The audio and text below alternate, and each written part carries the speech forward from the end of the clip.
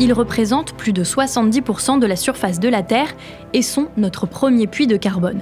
Les océans sont aujourd'hui en danger face au changement climatique. Et alors que la France accueille dans quelques jours une importante conférence des Nations Unies pour assurer leur préservation, on s'intéresse cette semaine à ceux qui tentent d'exploiter les mers et aggravent la situation. Je suis Charlotte Baris et vous écoutez Un océan de business, une série originale de La Loupe, le podcast quotidien de l'Express, épisode 3, l'or noir du Grand Bleu.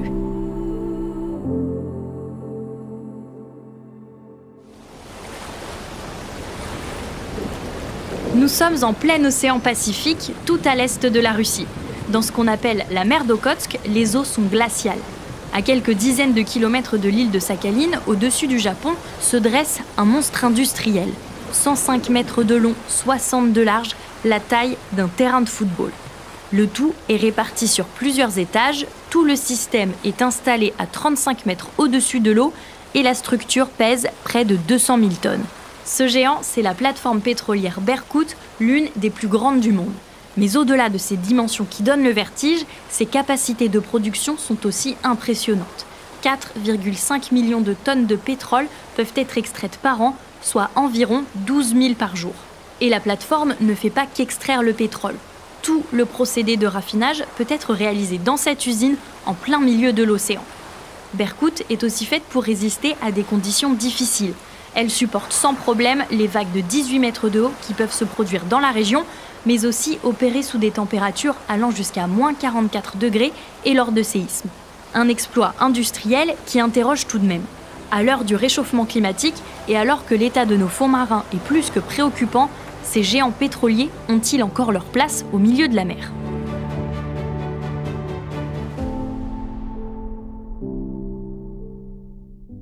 Pour répondre à cette question, j'ai fait appel à Sébastien Julien, rédacteur en chef du service climat de l'Express. Bonjour Sébastien. Bonjour. Hier, on a évoqué avec ton collègue Baptiste Langlois les terres rares qu'on trouve au fond des océans, mais on peut donc aussi aller y chercher des hydrocarbures. Oui, principalement du pétrole, du gaz. Près de 20% des réserves mondiales de pétrole et environ 30% des réserves de gaz naturel sont actuellement situées dans les fonds marins. En 2015, on avait 27 millions de barils de pétrole qui auraient été extraits chaque jour de la mer, soit à peu près 30% de la production mondiale de pétrole. Et on est toujours dans ces proportions-là aujourd'hui. Et je te donne un dernier chiffre, les fonds marins recèleraient en fait plus de 70 millions de kilomètres carrés de gisements. Gaz et pétrole, ce sont des ressources disponibles sur Terre. Alors pourquoi on a besoin d'aller chercher ces hydrocarbures dans les océans ? Déjà, les ressources ne sont pas illimitées sur Terre. Et puis, on peut dire que chacun veut sa part du gâteau. Aujourd'hui, 70% des ressources mondiales de pétrole et 40% des ressources de gaz naturel sont concentrées dans les pays du Moyen-Orient. Et dans le monde actuel, où l'indépendance énergétique devient une préoccupation, il peut être intéressant de moins importer d'énergie et donc de trouver d'autres sources d'approvisionnement. Et puis, ça permet aussi de se protéger des crises. On l'a vu dans le passé. Après le premier choc pétrolier de 1973, les gouvernements européens avaient décidé de développer l'exploitation des champs pétroliers et gaziers de la mer du Nord. Justement, Sébastien, où se situent la plupart des plateformes d'extraction en mer et donc les champs d'hydrocarbures ? On en trouve un peu partout. Rien qu'en mer du Nord, on a plus de 450 plateformes et au total, on estime qu'il y en a plus de 15 000 dans le monde entier. On en trouve donc dans le golfe du Mexique, le golfe Persique, le golfe de Guinée, en mer de Chine, en Méditerranée, bref, la liste est longue. Un très grand nombre de plateformes pétrolières et gazières qui sont donc réparties un peu partout sur la planète.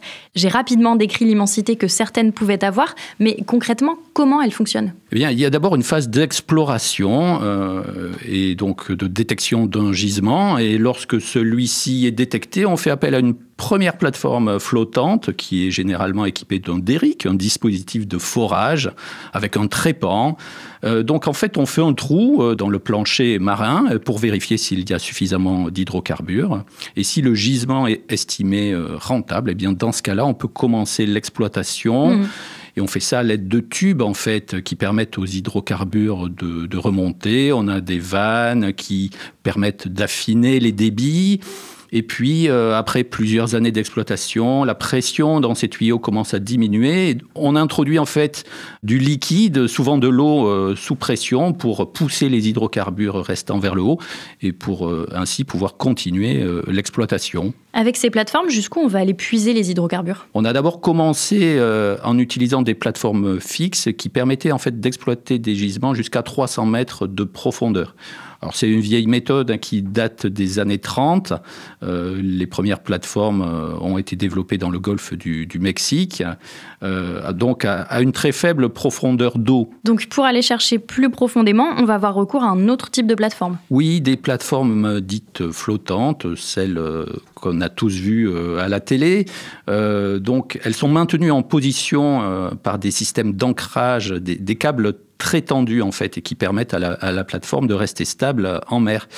Et aujourd'hui, avec ces plateformes, on peut quand même aller exploiter des hydrocarbures à une profondeur de 3000 mètres. Et puis parfois, les plateformes ressemblent à des barges géantes. On a l'exemple de Passflor au large de l'Angola. Ça, c'est un projet qui a été réalisé par Total en 2011. Donc une barge gigantesque, et puis sous l'eau, des unités sous-marines qui sont elles-mêmes énormes, plus hautes que l'Arc de Triomphe et qui pèsent chacune 800 tonnes. Ce genre de plateforme peut extraire entre 160 000 et 220 000 barils par jour.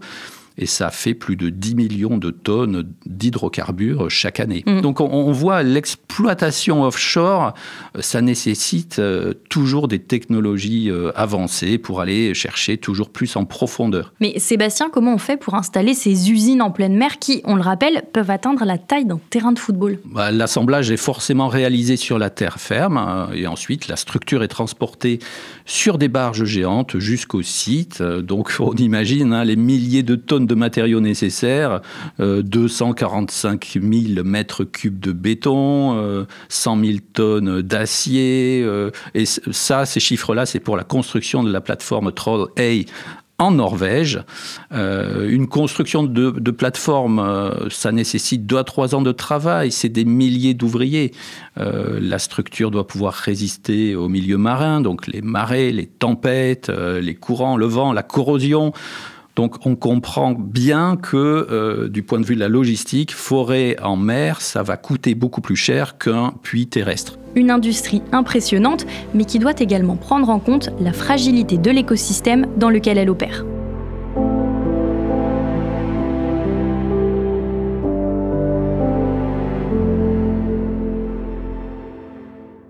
La plateforme pétrolière était en flammes depuis 36 heures après une très forte explosion.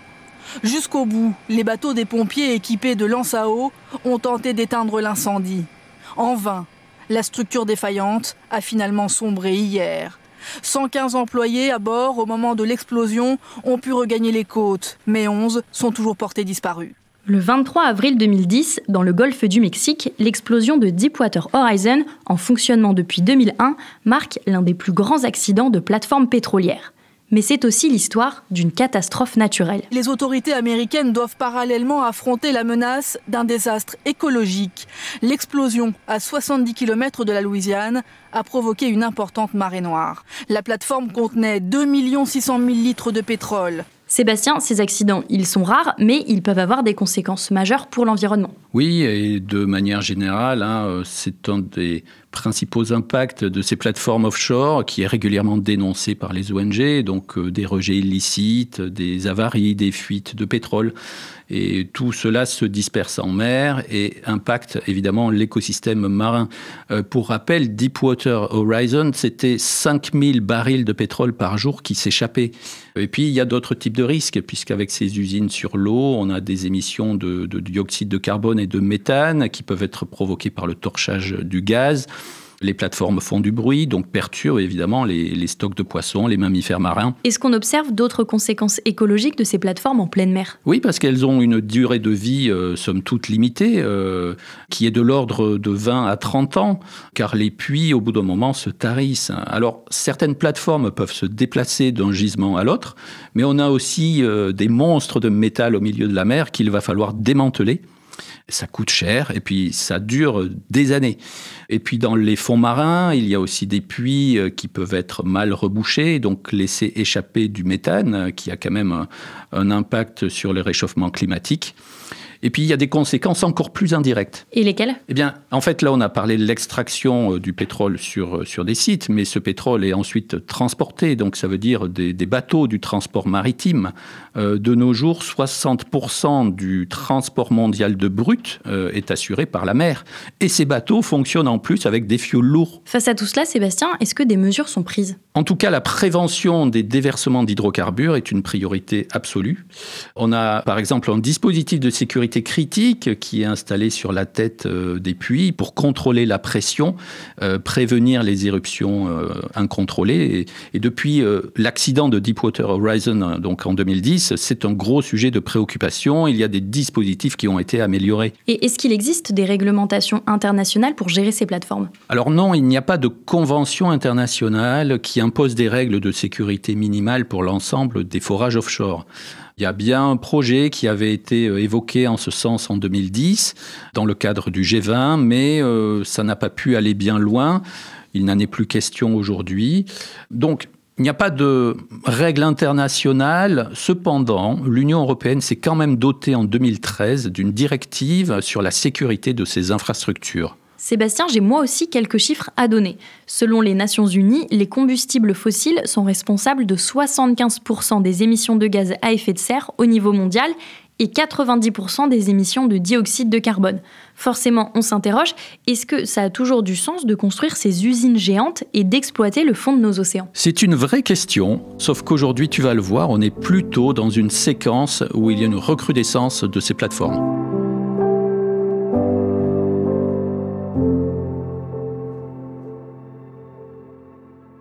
Sébastien, je crois ne pas me tromper en disant que l'une des explications de cette hausse du recours aux plateformes offshore s'appelle Donald Trump. En effet, il a dégelé des projets qui étaient bloqués par l'administration précédente et c'est son fameux slogan « Drill, baby, drill ». We will drill, baby, drill.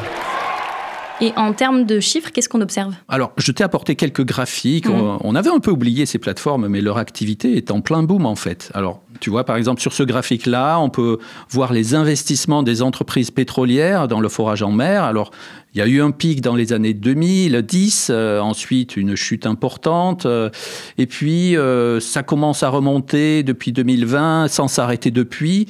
On n'atteint pas encore les sommets de 2010, mais on est quand même proche des niveaux élevés de 2015. Et puis, il y a un autre graphique, c'est la répartition entre le terrestre et l'offshore dans le total des découvertes de gisements dans le monde. Oui, et on voit très clairement que la part du offshore est de plus en plus importante. Oui, les découvertes offshore dépassent le terrestre depuis les années 2000. Aujourd'hui, ils représentent près de 70% des découvertes. C'est un vrai basculement par rapport aux années 50. Autre fait intéressant, on peut regarder l'activité des bateaux qui gravitent autour des plateformes, ceux qui approvisionnent les plateformes en matériel ou en nourriture. En fait, tous ces services rendus sont eux aussi en plein boom. Et ce phénomène, Sébastien, est-ce qu'il est mondial ? Oui, il n'y a pas que le continent américain qui est concerné. En Asie, au large de la Chine, vers la Malaisie, au large de l'Inde, autour de l'Afrique aussi, et même en Europe, surtout la Norvège. La Californie, qui est quand même le défenseur des technologies vertes, même là, on va réactiver des plateformes dont certaines étaient à l'arrêt depuis plus de 10 ans. En dehors de l'élection de Donald Trump, est-ce qu'il y a d'autres explications à ce retour mondial du offshore ? Comme toujours en économie, il y a le prix. En fait, les coûts de développement des projets en eau profonde ont été divisés par 2 grâce notamment à des avancées technologiques. Et puis surtout dans le monde, on voit bien que c'est compliqué de se passer du pétrole, dont on a besoin pour faire du carburant et du plastique. Et puis se passer du gaz aussi, c'est compliqué. Alors là, l'Europe est quand même un bel exemple. On l'a vu avec la guerre en Ukraine. Sans le gaz russe, il a fallu trouver d'autres approvisionnements, et notamment du gaz qui vient des États-Unis. Donc forcément, on a besoin d'aller chercher ces hydrocarbures. Sébastien, pourquoi c'est aussi difficile de se passer de gaz et de pétrole ? Quelque part, on reste accro au plastique, au carburant, et l'électrification ne se fait pas assez vite. On a sous-estimé en fait les difficultés à faire une transition vers les énergies vertes. On a eu l'occasion d'interroger Václav Smil récemment, qui est un spécialiste mondialement reconnu de ces questions, et il est ultra réaliste en fait sur l'objectif de neutralité carbone que l'Union européenne s'est fixé pour la moitié du siècle. Et en gros, il nous dit que hors cataclysme ou investissement monstrueux, c'est selon lui tout bonnement illusoire. Et donc, dans le meilleur des cas, d'ici à 2050, on aurait peut-être une répartition 50-50 entre fossiles et renouvelables. Il faut voir quand même que l'utilisation des combustibles fossiles a augmenté de 55% depuis le protocole de Kyoto. Donc, les énergies renouvelables se développent, c'est vrai. Le solaire et l'éolien représentent aujourd'hui 12% de l'électricité, mais les fossiles dominent toujours. Et pourquoi ce changement prend autant de temps ? Il y a des habitudes de société à changer et c'est compliqué. Si on regarde la France, on voit bien qu'on n'a pas assez de véhicules électriques abordables.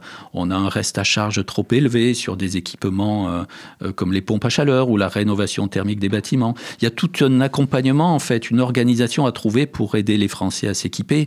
Au passage, beaucoup possèdent encore des chaudières à gaz qui sont capables de fonctionner de nombreuses années. Alors, pourquoi irait-il changer un équipement qui fonctionne, qui peut encore fonctionner pendant plusieurs années, pour quelque chose qui va coûter plus cher ?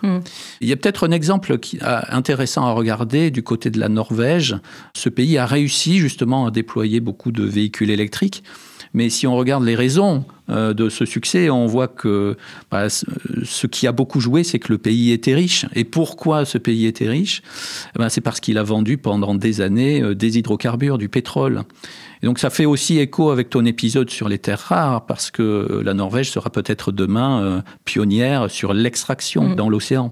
Et en fait, tout découle de là. Si on n'avance pas sur l'électrification, on n'a pas besoin d'éoliennes, mais on a toujours besoin de pétrole et de gaz. Et d'où le développement des plateformes. Un constat assez inquiétant quand on sait qu'on a besoin de nos océans pour faire face au changement climatique.